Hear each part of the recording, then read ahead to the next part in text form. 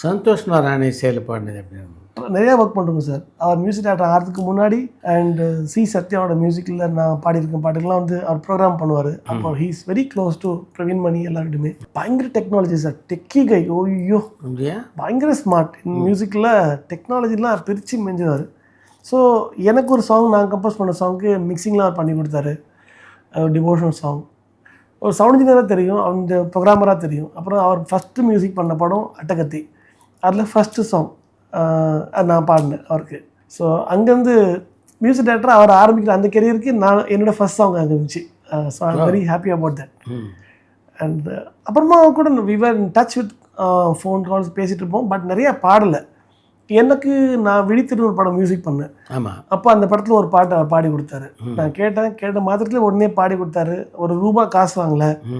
And நாங்கள் கொடுக்குறோம் ப்ரொடக்ஷனில் கேட்டு வாங்கி சொல்கிறேன்னு சொன்னேன். அட போங்க, ஒரு 5 லட்ச ரூபா கொடுங்க, 50 லட்ச ரூபா கொடுங்க கிட்ல அடிச்சு தவிர he is not expecting that.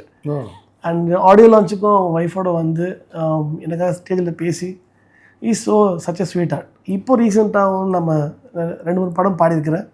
அதில் வாவாத்தியாரே ஒன்று ரிலீஸ் ஆயிடுச்சு. அதில் ஒரு ராஜாவின் பார்வைன்னு நான் அவரோட ஃபஸ்ட்டு சாங் நானும் சந்தோஷோட அம்மாவும் பாடினோம். அந்த பாட்டில் அவங்க அம்மா வாய்ஸ் இருக்கும், இந்த பாட்டிலையும் அவங்க அம்மா வாய்ஸ் இருக்கும். ராஜாவின் பார்வை அதோடைய பாட்டிலையும் நானும் அவங்க அம்மாவும் பாடியிருப்போம். So very happy. Is a blessed musician.